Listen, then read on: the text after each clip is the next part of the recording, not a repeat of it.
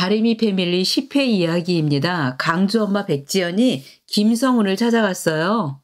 김성훈은 백지연의 아버지 밑에서 일을 했던 사람인데 은행의 스카웃까지 되었고 현재는 저축은행 부사장까지 오를 정도로 능력은 있는 인물입니다.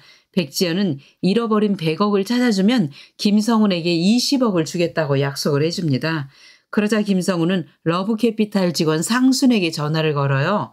우리 같이 일 좀 할래? 그런데 러브캐피탈은 죽은 뚱땡이 양길순이 사장으로 있었던 곳으로 사채업을 하는 곳이죠.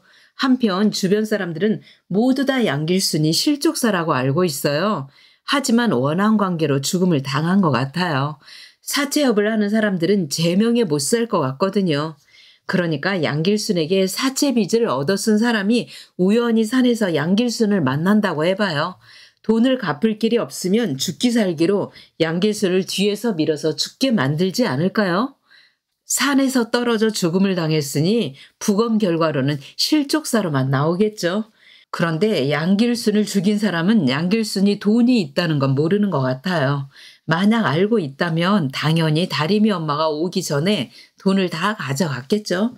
백지연은 돈을 훔친 범인이 오민기라는 말을 해주면서 오민기가 지금 감옥에 있으니 잘 구슬러서 돈이 있는 곳을 알아와 달라고 했을 것입니다. 그러니 캐피탈 직원 상수는 먼저 백지연의 운전기사 오민기부터 찾아가겠죠. 상수는 오민기에게 100억 숨겨놓은 곳을 알려준다면 사례금으로 5억 정도를 주겠다고 거래를 제시할 것입니다. 오민기가 그 말을 들어줄 것 같나요?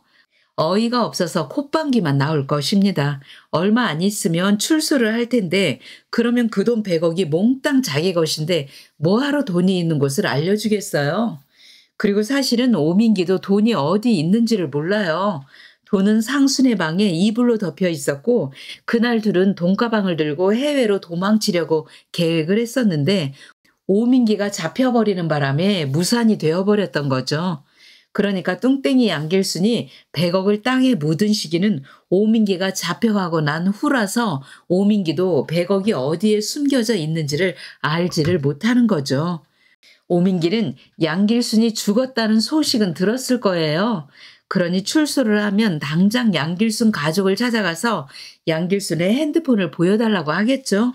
핸드폰 안에는 돈이 있는 곳 사진을 찍어 놓았을 테니 오민기는 분명 산으로 돈을 찾아올 것입니다.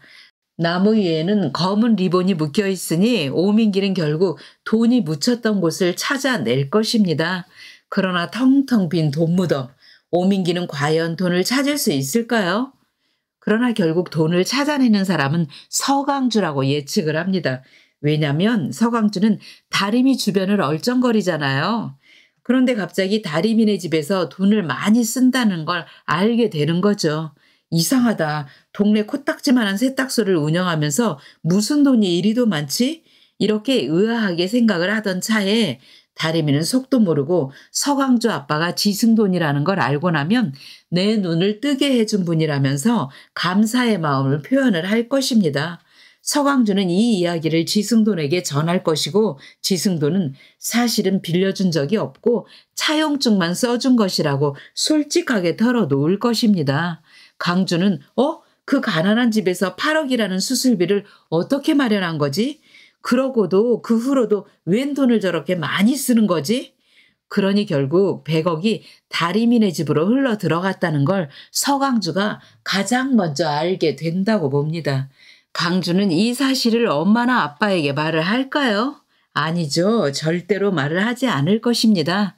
하지만 다리미네 집에는 청렴결백한 경찰관 이무림이 있잖아요.